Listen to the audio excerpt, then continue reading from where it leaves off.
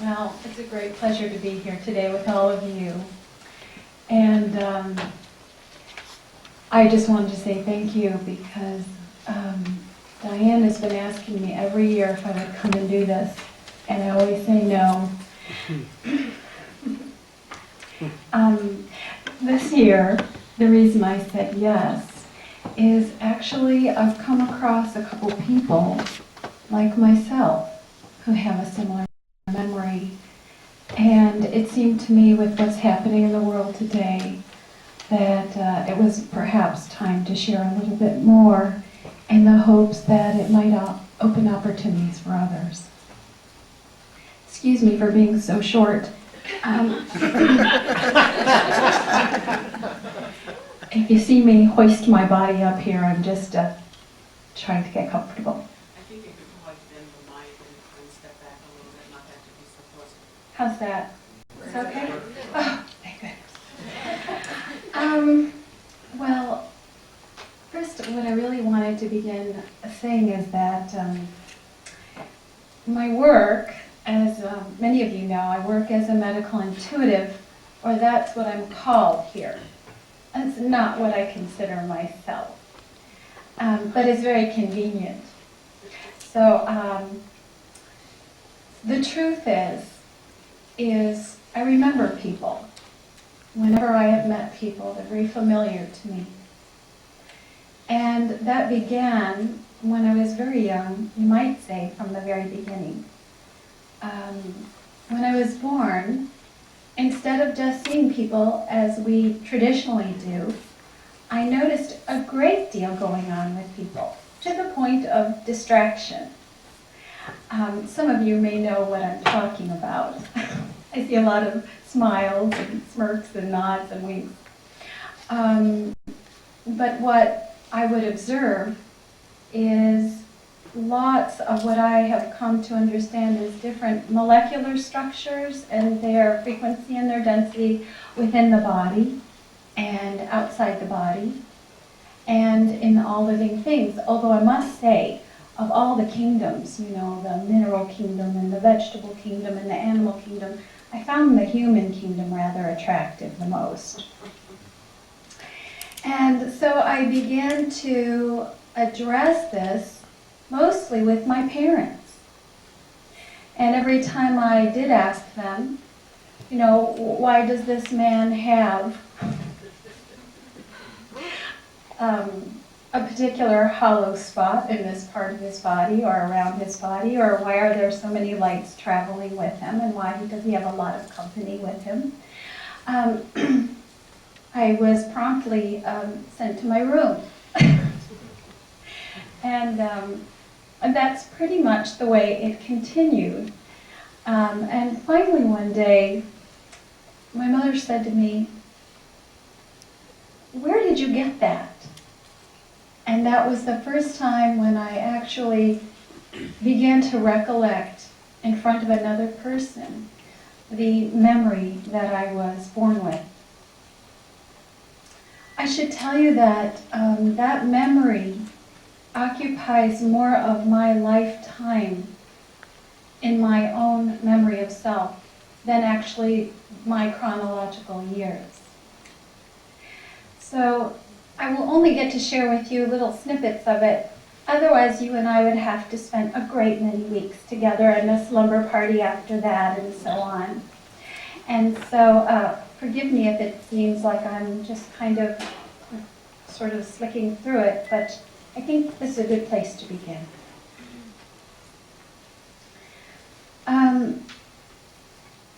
My first awareness is enormous, loving, all-encompassing, beyond words, all-creating light. I was present there. I was like a speck of a speck of a speck of a speck sitting on the nose of a speck. That's both my size and my import. But I did have some of the same substance, and that substance would mirror or reflect back the light to the light. you and I might call that loving, adoring, or worshiping. There's no choice in the matter. You just can't help yourself. I spent in my memory perhaps what we would think hundreds and hundreds and hundreds and hundreds of years in that place. And during that time, I occupied a job. Genuinely, it's like a position as in where you're seated. You know how each one of you have a place here, but we'd also call that you're holding a job while you're here. You're holding that space. In like manner, I held a space, even though it was a microdot. And my job was to witness the light. That's it. That's my whole job. Everything. Yep. Now you know me inside and out. And that hasn't changed today. However, during my time in that space, I did have a recollection of more than myself. I had a tremendous recollection of all of us. Together, in the light, past, present, and future, we were part of a single entity. Now, periodically during this experience, I became aware of something very important, that this was not the only realm, and that a very, very great, important work was taking place all the time. But I was not part of that work yet. And that is that those who would occupy a form were carrying the light into another plane. And that was their job. I would hear about it, of course not with ears, because actually I was a little sphere myself and had no need for anatomy. But I would hear about many different missions of those who had gone and had brought light to this realm. I was filled with awe and admiration every time it became known about such a mission. Also, I became aware of cycles. This must be something just part of my own nature, because it still happens. It gloms right onto me like a piece of gum. I can't help but to notice cycles and trends and patterns as they occur. Now, somewhere in this stage of timeless time, I became aware of a mission. The minute I heard about it, some of my very few qualities rose up. And it seems in my nature, I had a quality of buoyancy and optimism, against the odds kind of a quality. And when I heard about this mission, I just knew I was going to volunteer. And without thinking, with tremendous ignorance, but innocence, I found myself changing spheres. I moved into what you might consider a different segment of the light. Not as direct, because if you're in direct contact with the light, as many of you who've had experiences know, it takes 100% of your attention. You don't really give a hoot about anything else. So if anyone is going to do more work than what I had been doing preceding this, you know that suddenly the direct contact with the light would have to change. Now this only occurred because of my awareness that perhaps it was my time to render some service. And so I found myself, again, without any effort on my part or intelligence, in a chamber of sorts. And this chamber was within the light, but not directly. It was under the love and the rays of the all-loving, the all-giving Creator. But nevertheless, there was a purpose to this chamber, and it was a place where you would not be as influenced. So I found myself there, having passed by what you might think of as very holy souls. They definitely recognized me, though I cannot say I returned the same recognition. I had the distinct awareness that they had already done great things, and perhaps in the future I might become aware more of them. But they were those that many had turned to over a period of time on this plane.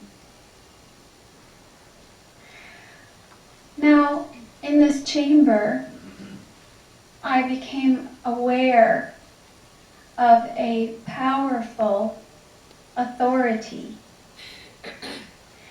If I were to describe this authority, I would say that any soul in its presence would have no alternative but to show phenomenal reverence, respect, awe, and surrender. For my benefit, since I was a giggly sort of a being, this essence, this great stature, this very significant master teacher, put a cloak on, was cloaked, else if I looked at it, I was never going anywhere. So, at this time, I brought forward my understanding and I volunteered with a little bit more enthusiasm of just a volunteer. It sounded a bit like this, although it wasn't through a voice, it was direct. I communicated directly into the light, and I said something that would sound like this. I can do it, just send me, please, I can do it, believe me, I know others have done, but this time I'll remember, I won't forget. I know others have forgotten, but I won't forget. It's really mine, it's mine to do. And so I carried on for quite a long time. Instead of receiving a great deal of response, I only received one. And the response was, it's so different there. The tone in this message was full of sorrow, wisdom, warning. It was very sobering. The very sound of it made me quake. But I got over that, and I went back to my same stance. I said, different? I like different. I can do this. I remember. Well, it's my nature to remember. And I got the identical response, but this time with more gravity to it. Now, lest you think I'd had enough and had wisdom, remember I told you I was sort of a little on the immature side, a little innocent, a little ignorant. And actually, I say quite a bit of both. I said the same thing again, and I was given a great deal of information at that point. So that the information was distilled and it would unfold over time. This I was given as well, the warning. Before I knew what hit me, it felt like I was being sucked out inside out. It felt like a vacuum had sucked my inner essence, and that I went from being multi-dimensional to being flat and two-dimensional. And that was my first memory of being in utero. Now, You'd think that I'd be kind of excited with the degree of enthusiasm of having volunteered for this. But instead, can you imagine what my first thoughts were? My first thoughts were this: oh no, I failed the mission. And so I truly believed I had failed my entire life mission at that moment. And I worked very hard to stay conscious, but I was having a very difficult time staying awake. And the next thing I knew, I passed out. Now, this continued in and out as I began to weave my life over those months in utero. So I spent my time primarily doing two things. One, tuning into my carrier, my mother. I spent my time looking for the light in her mission, her health, how was her organs and glands functioning, what were her moods, because her chemistry was my chemistry. And also I began to notice I could filter what was happening in the world by focusing on her. So I did quite a bit of it. It taught me quite a bit about what I was coming into, as well as the dynamics that would be featured in my life through my family system. The other thing that I spent my time doing is I devised a code for myself. And this code would remind me of everything in the before. Oh no, I was not going to fail just like that. And so I did. I devised ways to think one thought to myself which would actually contain whole files of thought. And so I had heard about the difficulties of remembering after birth, and I was gearing up. When birth finally came, I'm afraid all I remembered was passing out. And once again, my first memory was actually in my mother's arms, and I thought, oh no, I failed the mission. And so I continued to work, to strive, but I was having an additional difficulty. I didn't feel terribly well. And as it turned out, I was born very sickly. And so, according to my mother, I kept telling her later on in childhood how I remember doing my best as an infant, doing my very best, but passing out regularly, and having a profound sense that what they were feeding me in that bottle was poison. And she said, oh, it's true. She said, it's very true, you passed out all the time. We couldn't feed you at all. You would take 2 sips and you were unconscious. And she said, we didn't know better. We gave you formula, which turned out you were allergic to. So, you know, when you're born with weak kidneys and liver and lymph, and you got all that pancreas stuff going on that's not functioning, it's hard to stay conscious. So I proceeded through my infancy, but this time I had a strategy. And I was having a hard time remembering. It was getting more and more difficult to remember everything. It was just slipping by, like, you know those old hourglasses, and you flip them down in the sands of time. That was me in memory. And so what I did is I worked on that code some more, and I etched symbols into the satin rim of my baby blanket. And I used this finger, because I knew this had power. And so I would scratch away symbols, and those symbols, as soon as I'd feel it in the blanket, I'd go, oh yeah, I remember everything now. And that's what I would do as soon as I would come back from having conked out. And later on, my mother said, you know, when you were a baby, we thought you were very odd. Many babies, they like grab their blanket or they suck their thumb, but she said, not you, you just wove this little finger in the air and made the strangest designs on the satin of your blanket. So I thought, I remember too. You don't know what I was doing. So this carried on for quite some time.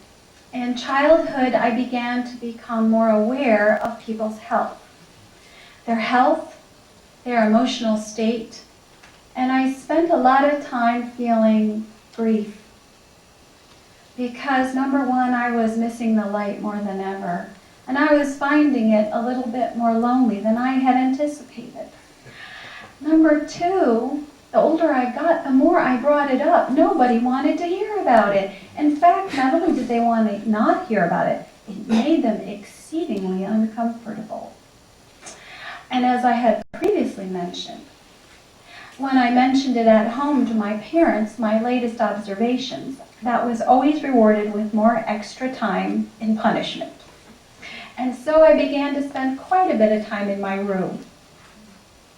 Until one day I decided it was maybe time for me to pretend. And life got much better very quickly. Number one, I was out of my room quite a bit. And number two, I could carry on with my observations without feeling the judgment or monitoring of others. And so it went. Now, whenever I started to feel a little bit more lonely or a little lost, I began to have visions from age 4 on, very prone to visions. I spent more time in vision than I must say I did in the waking, conscious, normal state. And the visions would tell me of things to come, of things that had been, and they prepared me tremendously. The other thing that began to happen as I was older is dreams would start to foretell my work in the future. Now at the time I thought that was pretty bonkers myself. That even topped my before memory. And I saw myself in one dream with a beautiful room and an enormous old-fashioned camera. You know those ones where they have to go behind it and there's a big, huge flash, right? So I was behind such a camera, except it was a future camera. And it was my own. And I was very surprised in the dream. And on the floor of this beautiful room were markers. And I arranged humanity on these markers. And as soon as I would meet a human, I would put them on one of those markers, and then I'd go, oh, I understand. That's how they evolved from the very, very beginning. So it was about them, but also about them in the collective. And that's what I do today. So, as this continued, when I was 12, I met the sweetest neighbor. In fact, he was so kind, I thought to myself, there's got to be a reason that I could spend more time with this man. He was in his 60s at that time, and society didn't look well upon 12-year-olds visiting 60-some-year-old men just for fun. And he was a guitar teacher. So I knew right then and there I would be taking guitar lessons. But I practiced very poorly, rarely. And his kindness showed even more because he would say, you know, you could really be good if you'd practice occasionally.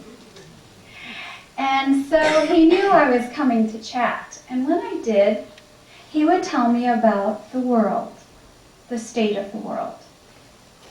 Now I have to tell you, I have to go backwards for a moment and tell you that part of my before memory contained lessons of humanity that they had experienced through what we would call the earth springers of revelation. Prophets, the great teachers, the manifestations of God, the Creator. And I was very attracted to global things. If it created division, I wasn't in the least interested. Not that I didn't recognize the truth within it and feel absolute adoration of it. But if people presented it with exclusion, I found myself having a physical aversion to it. But in that before memory, I also attained a recollection that would unfold later, when I would find the Baha'i teachings. And as soon as I heard about them as a girl, I began to search or if they were true or just part of my memory. And so, lucky day for me when my parents decided to move to Wilmette. And so that memory began to take place and unfold. Now back to my 12-year-old non-practicing guitar capacity. My neighbor one day showed me a photo of his son who was an exchange student in a little country in Africa called Swaziland. And as soon as I saw it, I said to him, I'm going there someday, I'll be living there. And instead of him giving me a very kind but patronizing reply, he turned to me, he looked deep into my eyes, and he said, I believe you will. So many years later, though I had been packed to go for a couple decades, many years later that opportunity finally did come. And when I moved there, that began my work as I do today. And it started with a clunk when I met some of the traditional healers who said, we've been waiting for you a long time. You've made us wait a long, long time. You're just like us. And if you don't live your purpose this time, you will die. And they're kind of cheerful about it. And they said, don't worry, if you still insist on not living your purpose, and then they recounted my whole life and me hiding from it and, not talking about it and not doing it. They said, if you don't, someone else will pick up your legacy. You'll just die. And they carried on talking and laughing like this was, dinner conversation. Well, I left instantly. I wasn't interested. And the only thing that bothered me, it really got up my nose, how cheerful they were about my passing. And so before long, I actually did almost die. A friend of mine told me to put my affairs in order, who was a medical doctor. And I thought, oh gosh, now I really will fail my mission. So I went back. And the elder of the traditional healers said to me, you have to spend some time with me. You really have to. And I said, you mean I have to go through a training? He said, oh no, you've already had the training. You have to graduate. And so I spent a few years visiting him for great lengths of time. And at the end, I was given a region to serve the people who lived in that region.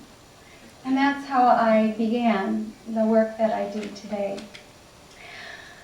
Now, jumping ahead, the books that you saw up front, the Oneness Model and Changes in Choices, I guarantee you I'm not a writer and have no aspirations to become one.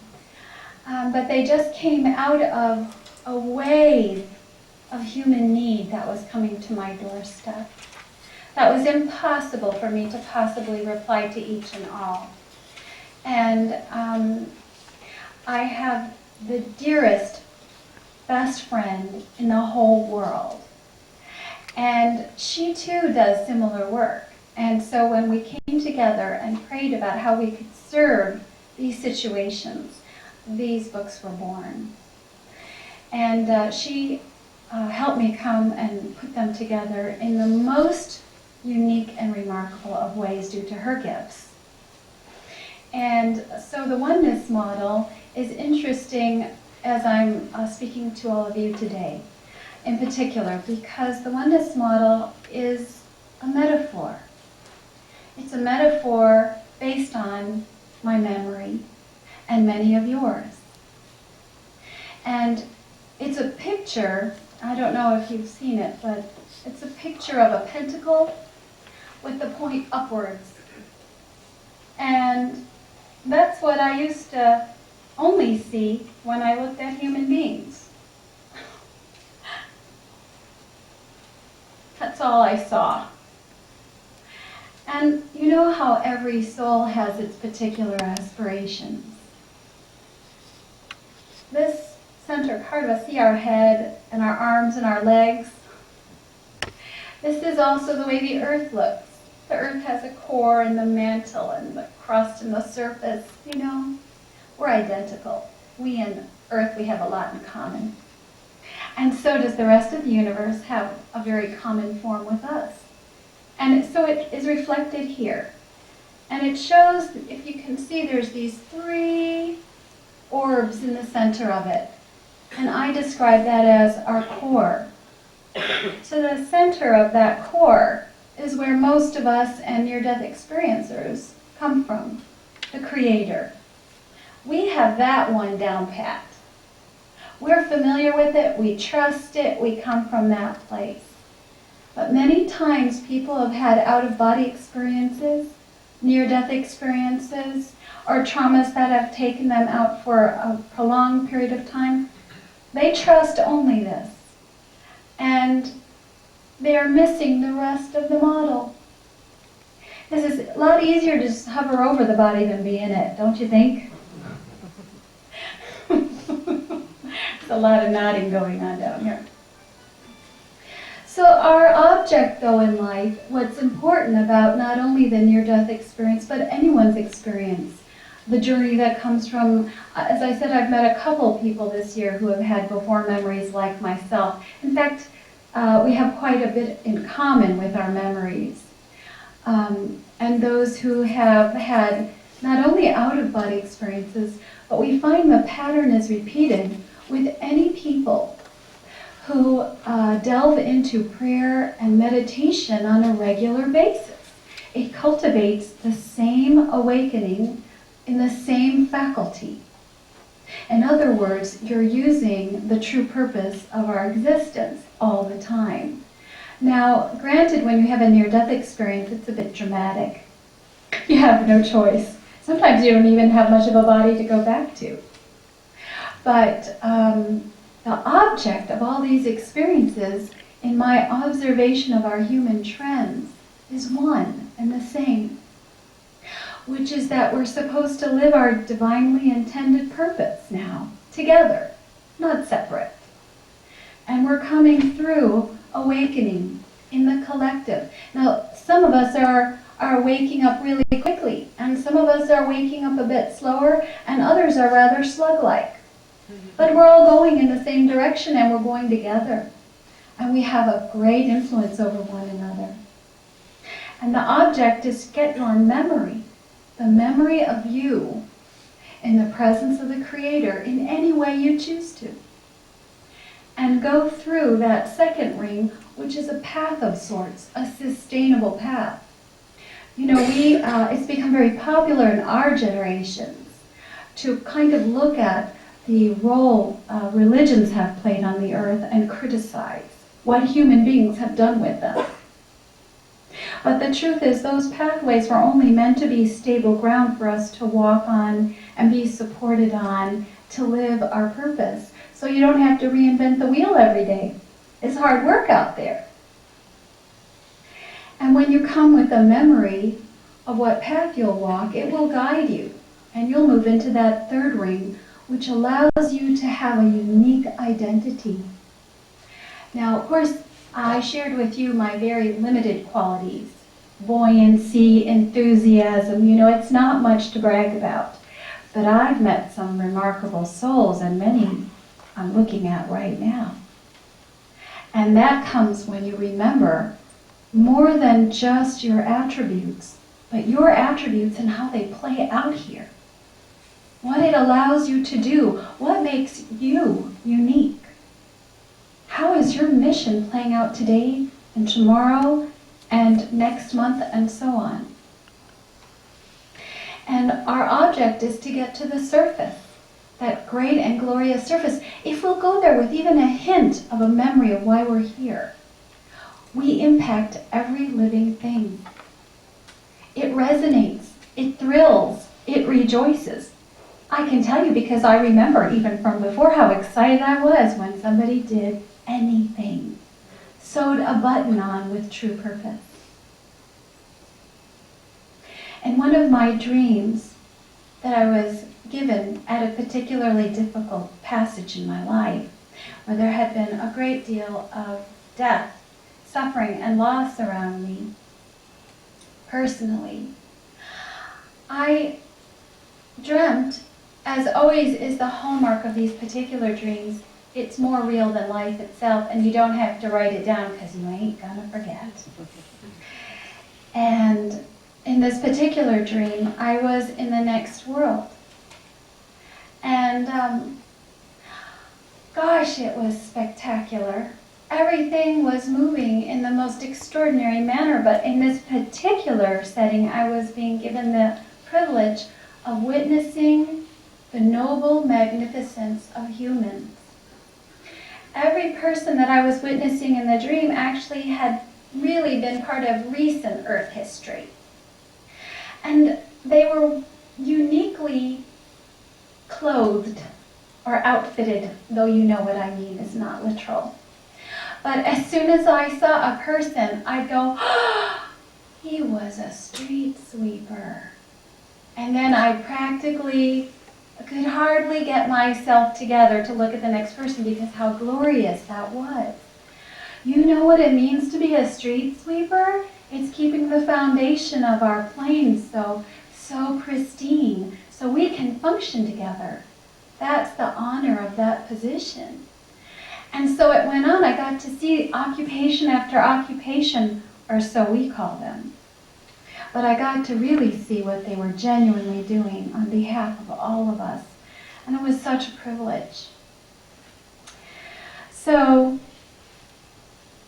that, I think, probably should conclude the, for today anyway, the telling of my before memory, since it is the first time I have spoken personally instead of talking about what I do, just plain old talking about myself.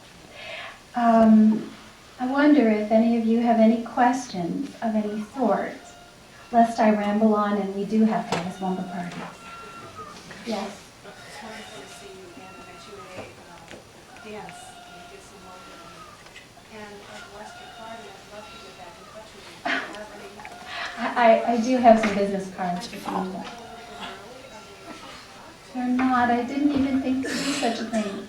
But I have some in my bag, and I'll make sure I get them. If you wink to me before you go, I'll reach out for them. You can call me.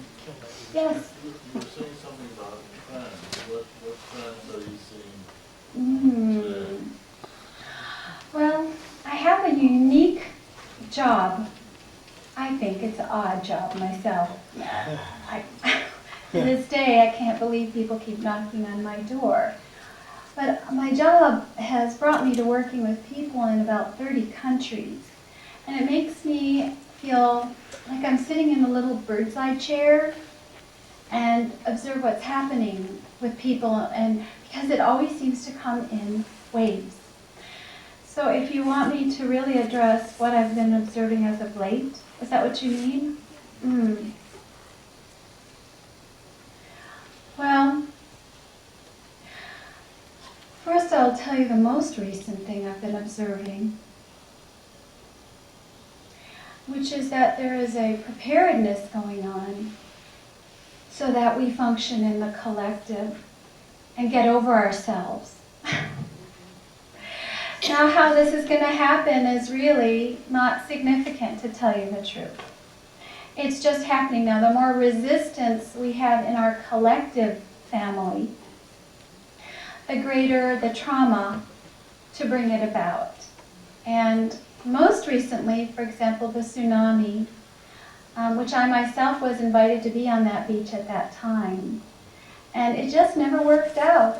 You know, I would have loved to have gone, but something always blocked my daughter and I from going on that trip.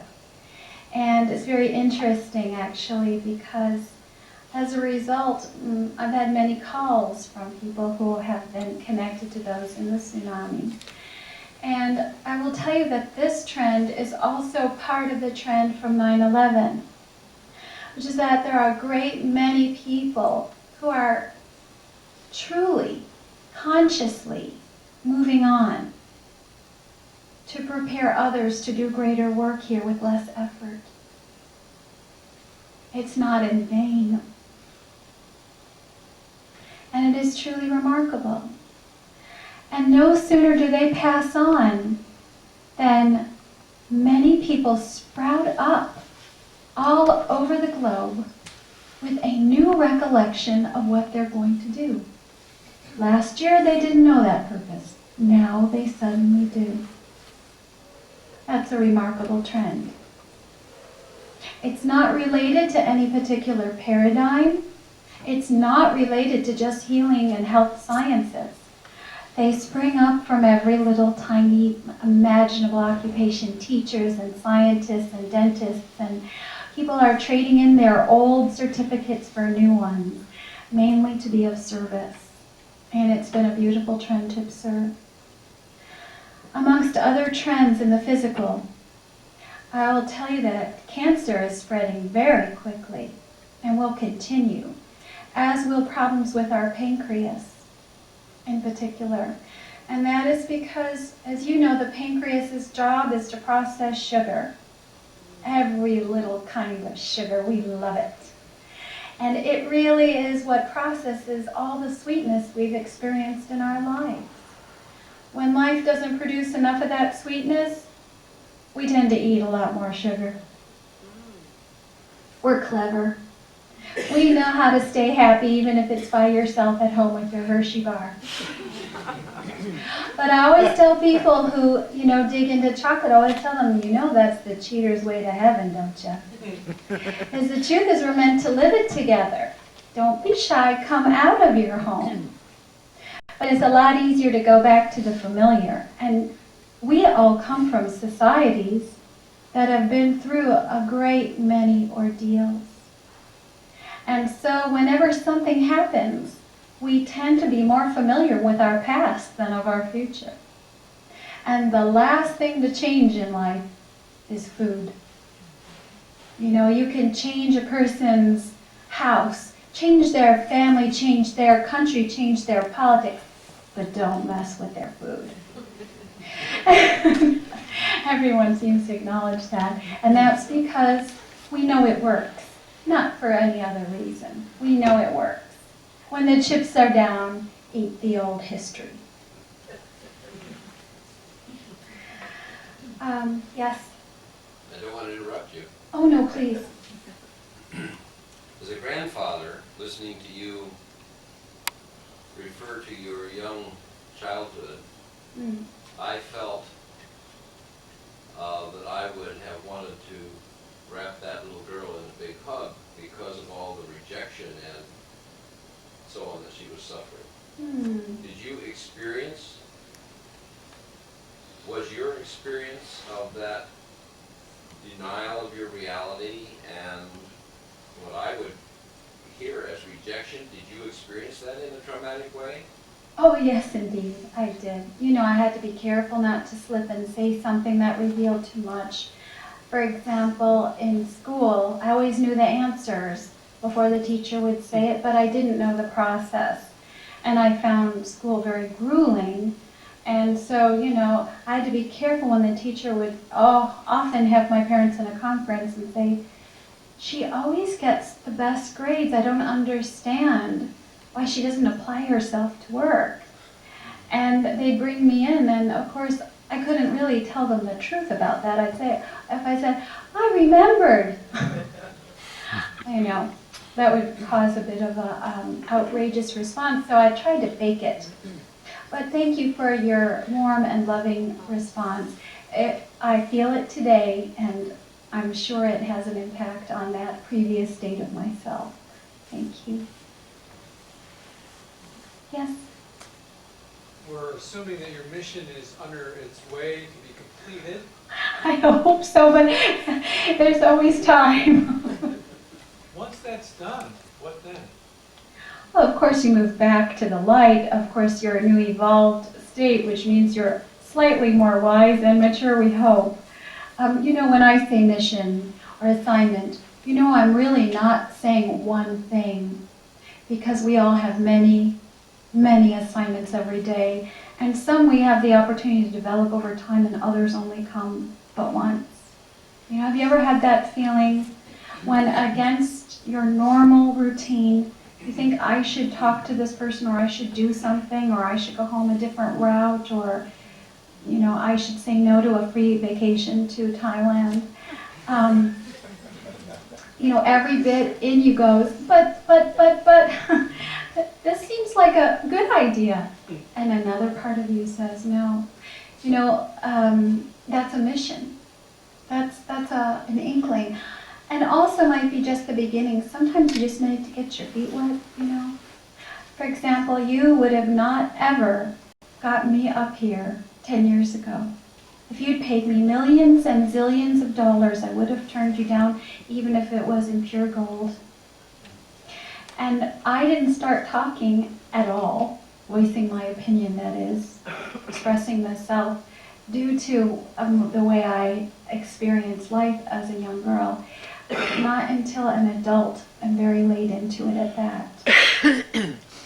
So little things cause me to get my feet wet, and then I show up, and then another thing is there to greet you. And that's the way people fulfill their purpose, because there is a divinely intended purpose behind it.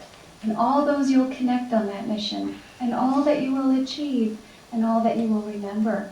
And if you don't mind, may I say something about that? Another little hallmark of that? You know, when we're getting close to that, I think some of you know this feeling, but it's so important to encourage in one another, that it's always accompanied by a sense of joy. There's always energy, and it doesn't have to be logical or illogical, but it is present when you're about to encounter something that is important to you. And if you experience aversion, you should pay very close attention to it. That is the one creator, that's the light addressing you, saying, stay back.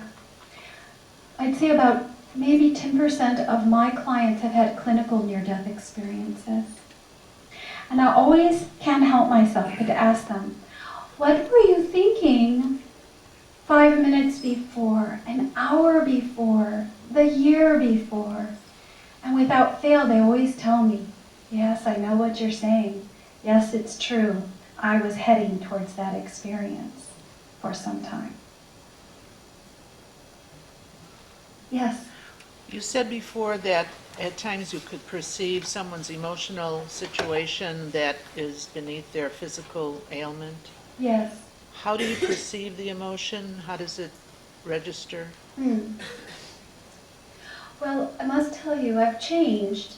You know, as a child, if I went to the grocery store with my mother, I came home sick. And it wasn't because of the food. It was because of what I was experiencing. My parents used to say, you are oversensitive. You are too sensitive. You know, you've heard this before.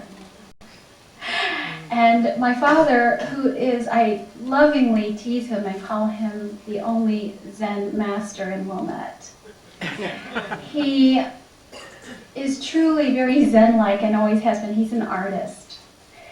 And taught all his children to meditate when they were little.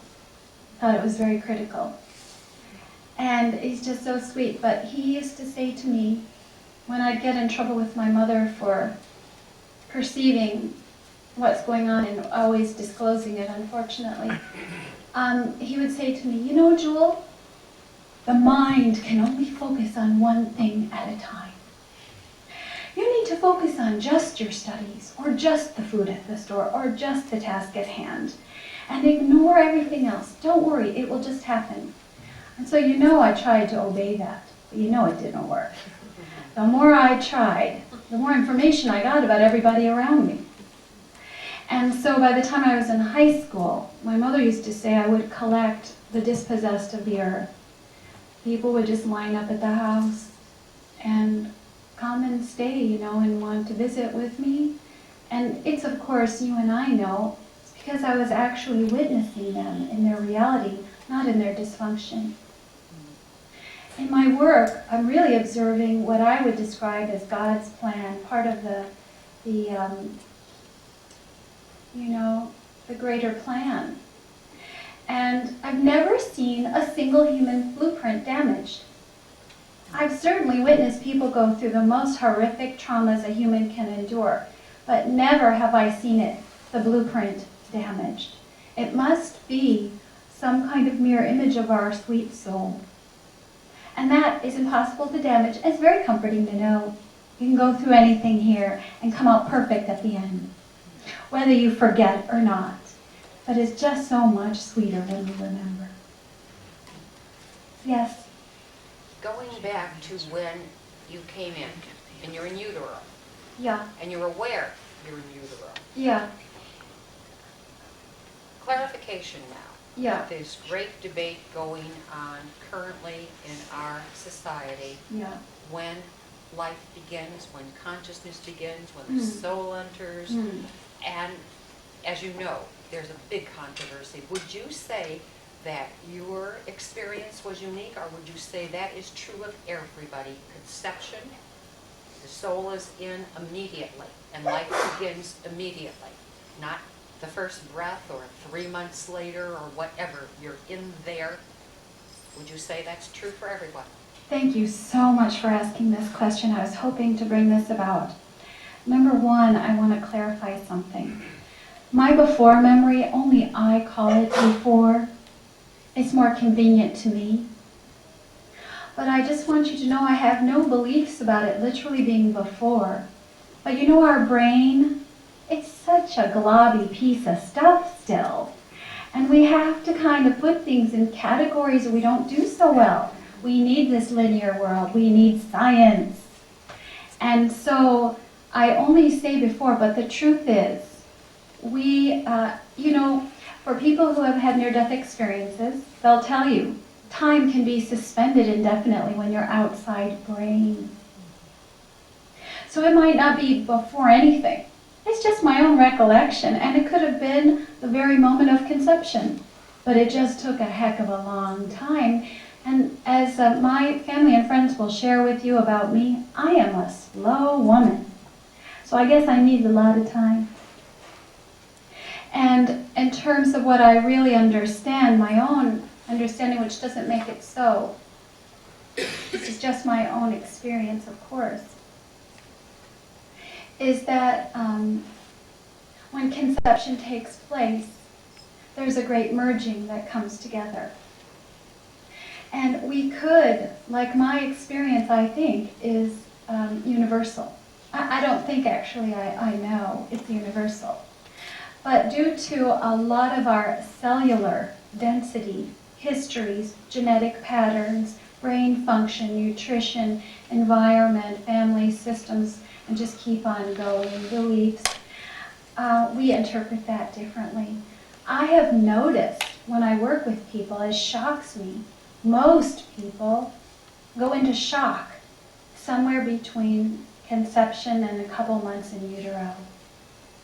Wouldn't you agree? We just go in shock. It's a bit much. I shared with you my piece of it. I hardly hung in there at all. And I think it's because you're moving from an awareness of infinity into finite. And I think that's just enough to make anyone want to go back. But you know that neurologists recently have done some studies and discovered more and more have proven that the first 3 hours after conception takes place, our nervous system is formed, the very complete embryonic nervous system. Though I am myself not a researchist, I have had the privilege of hearing other neurologists speak. And so that's a fascinating concept when you think about it. That means from the beginning, before anybody knows we exist, we're fully operational. We may not be wise or mature, but we got it going on. Thank you. Pleasure. Anyone? Yes. Oneness Model said, we're all unique and special and wonderful, and we all have a gift to give to the world or the universe that no one else can give. You found the gift, and you know the gift that you can give. Can you see the gift that others can give? Yeah, that's my favorite thing of all. Did everyone hear his question? Yeah. So, yeah, and you know, the truth is, it is a wondrous thing. The human spirit is truly marvelous. You know, in my practice, I can tell you the truth. I have to do like the rest of the world. I book appointments. I hate it, but I have to. You know, otherwise there'd be quite a jam in the living room all day. And, you know, I could spend the rest of my life with one person and never fail to be amazed, moment by moment. That's how miraculous human spirit is. And I feel that anybody who is here is a remarkable soul. Remarkable. Just the courage of showing up every day. It takes really something very special.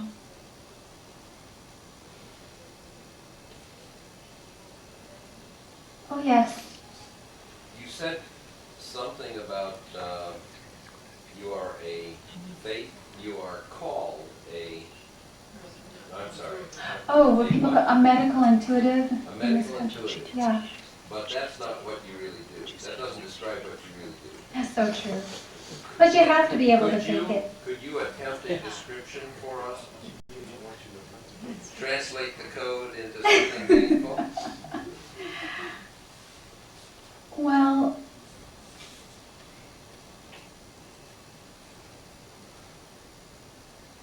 what I do is when I'm addressing a person, I am observing them from the point of view of my understanding of the plan and the Creator and how they fit into it.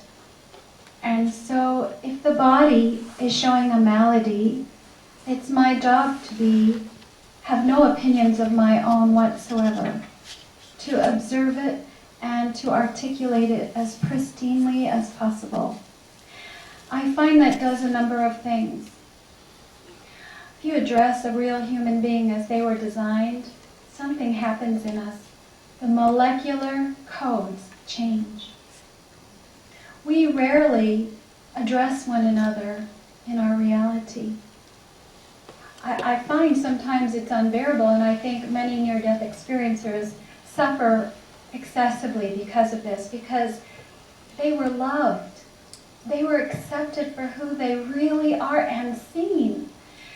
It's not that we aren't humble about it. It's actually a great irony. The more you're witnessed by the Creator, or any other person who sees you in that way, the more we don't have issues with our gifts. Oh well, I can't take credit for it, I didn't make it. And when that happens, the body also, which is nothing more than our shell and vehicle, our holy throne of the habitation of spirit, it responds. That's just from that standpoint. But in my job, I do have to address more than that. You know, if somebody comes with certain ailments, I have to determine, is this new? Is this a pattern? Is this a genetic code? Does this come from emotional toxic debris? Does this come from a bad habit? Does this come from something they have no idea they're participating in? Does this happen because they were born with this burden? You know, for example, if I work with a male who is born of an alcoholic father, we know in science today that their brain is shaped differently at birth, and they are an alcoholic from day one. They didn't do a single thing and drink a single drop, but there they are. They're going to have some special work to do in this life. It's really a wonderful privilege when I get to address such a person and let them know I'm aware of how hard it is for them every day. It has nothing to do with worthiness or how hard they're working. And if they fail, I still admire them all the more. Let's get to the root of it, and we'll look and see where they're still stuck participating in the pattern. So, to answer your question, my real job is to observe the human blueprint in all its manifestations, as best as I can, of course, remembering that I am not in charge of the plan. All I get to do is maybe help a little along the way, and it seems that that helps us quite a bit if we want to evolve And another word for evolve is heal or change. Does that answer your question? I need a slumber party. But yes, thank you. Okay, I have the answer. Particularly preys on those who have weakness in the pancreas. And it also preys on those whose lymphatic system is at full capacity, or the liver chambers have already been full up with all their work they've been doing, because their job is to filter the toxic debris, and that's what the lymph nodes do. That's one reason. I'll tell you another reason that it's different from men to women. And the answer is not the same. But as you know that globally we do not yet live the equality of men and women. We in the States are very blessed to have it in our laws. I had the experience of living in a country where actually there are no laws for women at the time I was there. So all those years, actually, a crime, oh my goodness, there was a king, there's a queen, there are princes, and there is a parliament. But if a crime happens to a woman, it's actually not a crime. It's only a crime if it happens to a male. Imagine what that does to the body, the form of carrying that.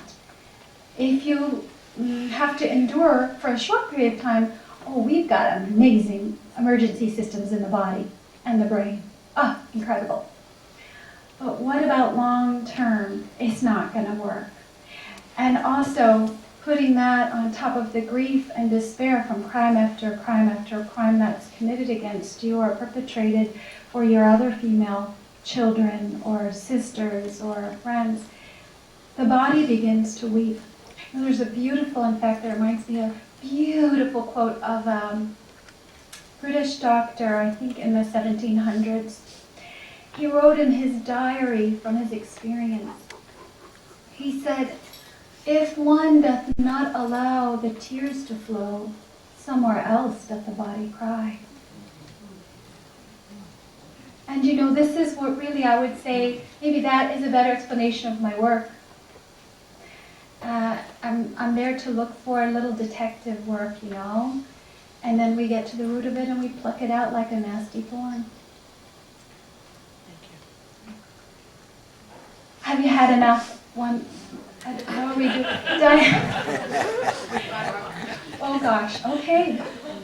Yes. I'm not quite getting what you mean by the human Blueprint? Is that for? I know, nobody does. I know a blueprint for a house or a road. Okay, well then you do have it. You've got it.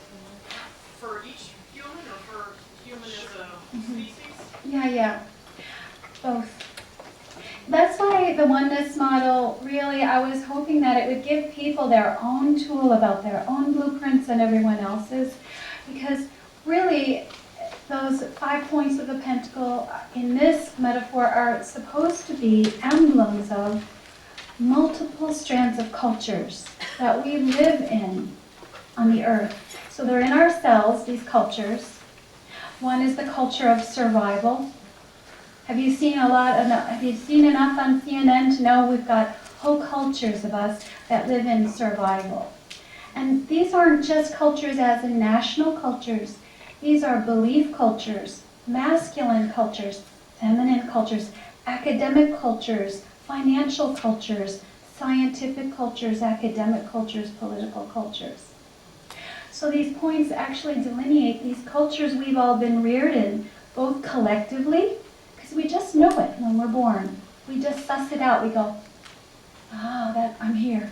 I have my work cut out for me. But we have personal cultures. These cultures are the true cause, in my humble observation, of disease.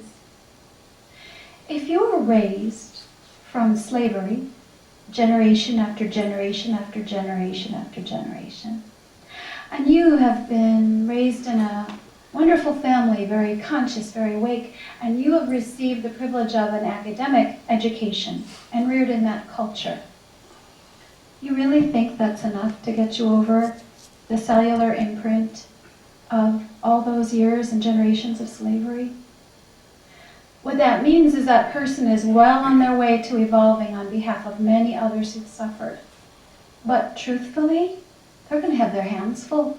Anytime something smacks of prejudice or service without freedom, they're going to have an internal reaction. And we have to become sensitive to this. This goes on with us every day. We go into shock and trauma every day, all of us. Anytime something triggers a place where we have not been given freedom or recognized in our blueprint, we begin to register it in the physical as well. And our neurochemistry changes. Why do some people have high levels of serotonin and others none? Or dismally low? Why is it so popular to medicate children today? Certainly the assessment is correct. We need to understand what's changing our chemistry. But would you want long-term that solution to come from something outside when the real weeping is within? Excuse me 1 second, I made a promise.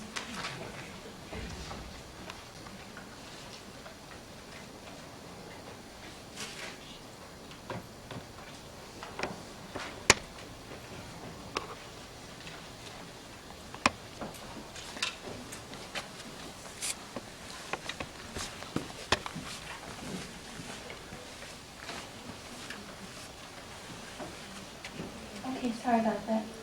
Yes? This is regarding cancer.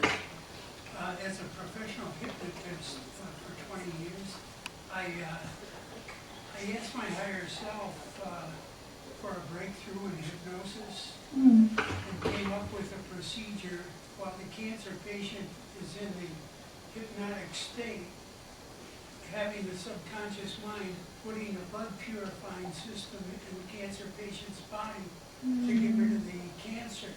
Also, while they're in the hypnotic state, bringing them back to the initial sensitizing events that help bring about a healing in their mind.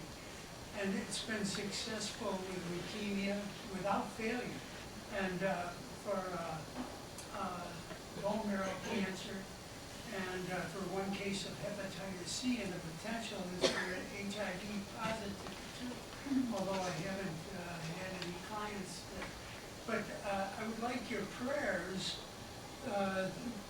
for the success of this to be spread, because it's not only a healing of the body, it's a spiritual healing as well. And the possibility of it spreading through the whole world, that there's a real need for this healing right now. Bless you for your work. We're so grateful, and of course, you've got my prayers, and I'm sure the prayers of many here. Thank you. Yes? Do you have any thoughts about using Ritalin and other medication to treat ADHD? Well, in my experience of ADD, ADHD disorders and problems,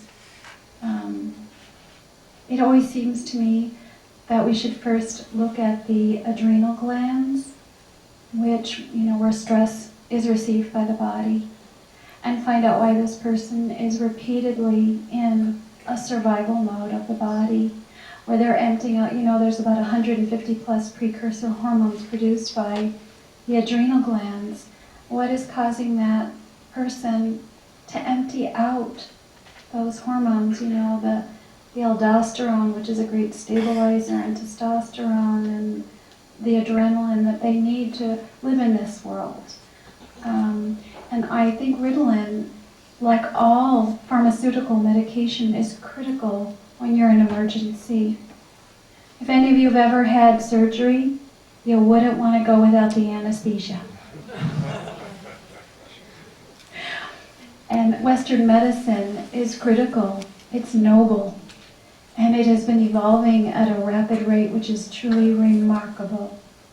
And we need to appreciate always the science behind every condition, what it tells us. At present, Ritalin does help people function when previously they couldn't. Now, I do have a different opinion when it's about children, because it seems to take quite a toll on the liver and sometimes their kidneys permanently, and that is of great concern. So I would hope that Ritalin would be used with caution. And presently, in Western medicine, it is so busy with itself. This is because of the level of disease, that we're seeing. But there's so much research going on, and very little time to create bonds with other, let's say, awarenesses in medicine. In this country, of course, it's not possible because there isn't an interest yet, though it's growing with individuals. Myself, my clients are, some of them, very fine doctors and surgeons, and they're looking for new ways to serve their patients. It's very encouraging. But in Germany, in recent years, part of their medical school curriculum is that they learn about other modalities of healing. They learn about other sciences, homeopathy they have to learn about, acupuncture, herbal treatment, nutrition, so that this actually stemmed for financial purposes. They were losing patients by the boatload. And so what they decided is if they taught their doctors as part of the curriculum to study other complementary strands of medicine, they could actually be still the one in charge. And say, why, Bill, you need to go see a homeopath. And come back to me after that.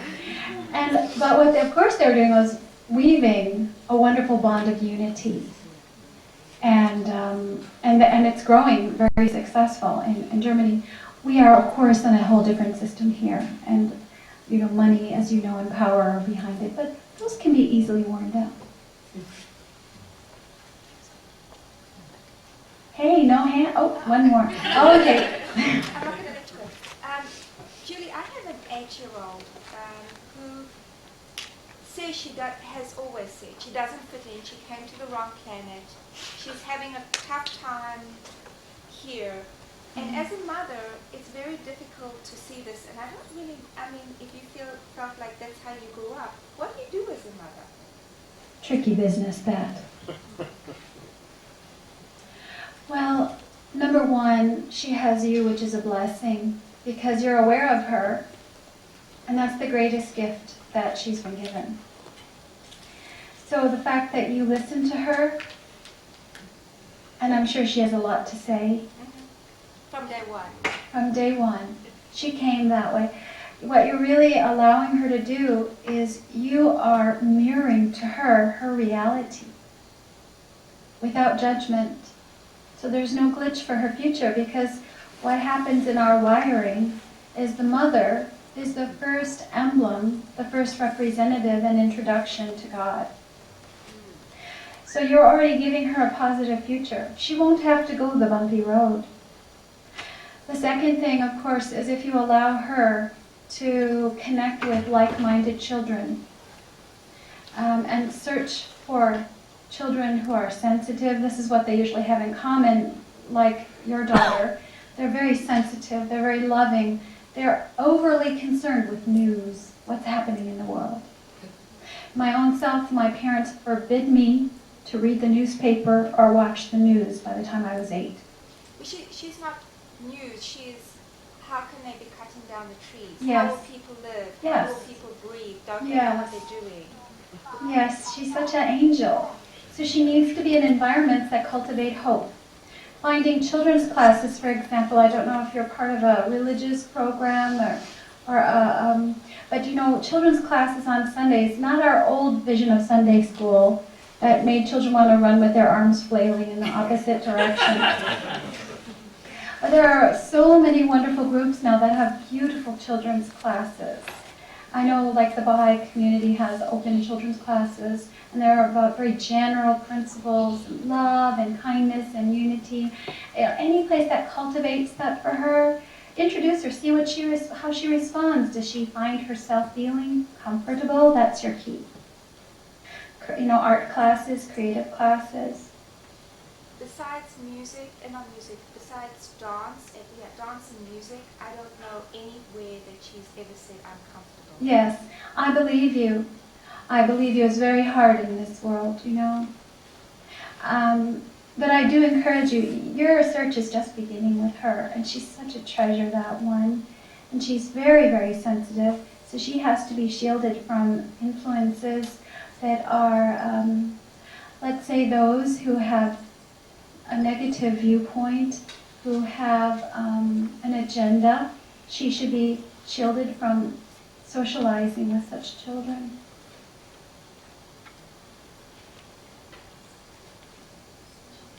Anyone else? Do we have time? I think more. Yeah? What can you tell us about the wisdom and universal awareness that the healer or healing community in Swaziland taught you or showed you? You mean, why did I go through it? Or what is the wisdom of Swazi people? Or Right. yeah? Or indigenous people. Indigenous people. Well, you know how I was... In contrast with the technology-based Western medicine. Oh, well, that's quite easy. First of all, you know how I was talking about this pentacleist metaphor and talking about how we are reared in these cultures, you know. One of the lesser known strands of cultures in our society, greater society, are cultures of spirit, where all kingdoms are seen as equal, you know. For example, in Swazi culture, amongst the healers, if a snake goes by your house, you go, oh, my uncle's coming. You know, and you have to go, and you got that from...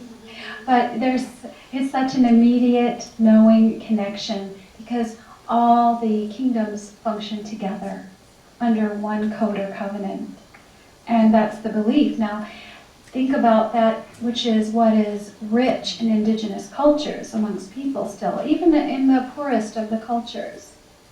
Poor meaning they've lost a lot of self through quote-unquote civilization, or, you know, the materialization of those regions. There is a kind of a thinking that happens that's holistic.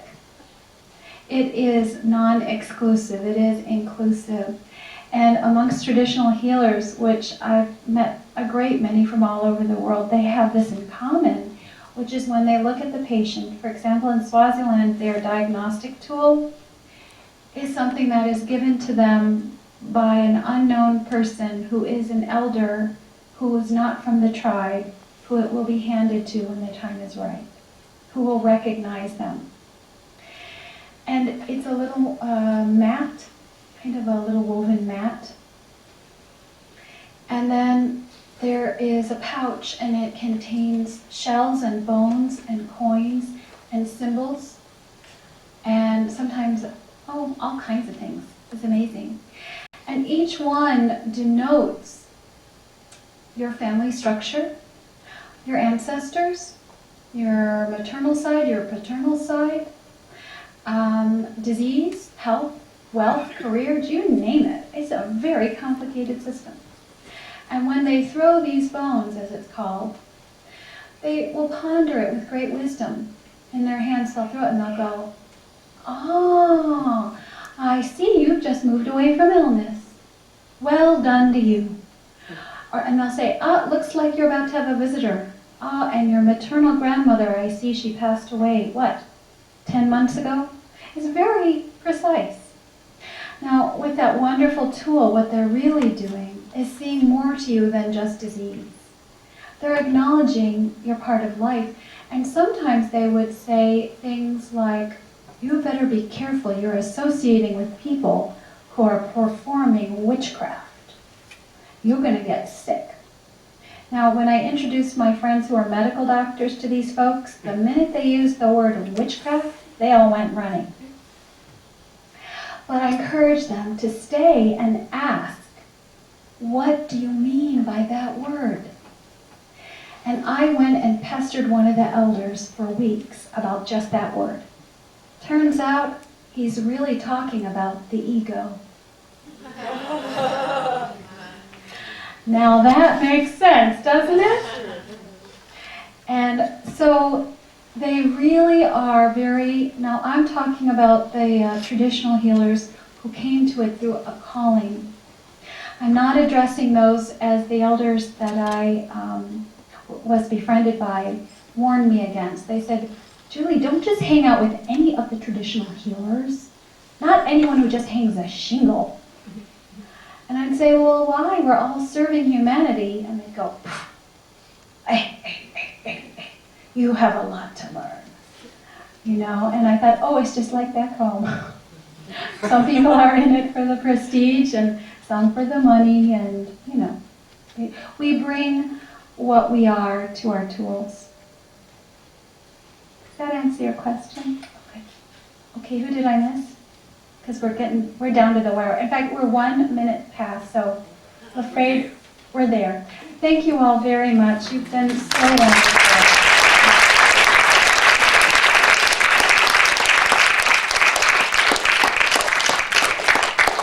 I can't thank you enough, Julie, for coming today and talking to us. I think it was a wonderful experience. I'm sure it will reverberate for a long time. Don't forget next month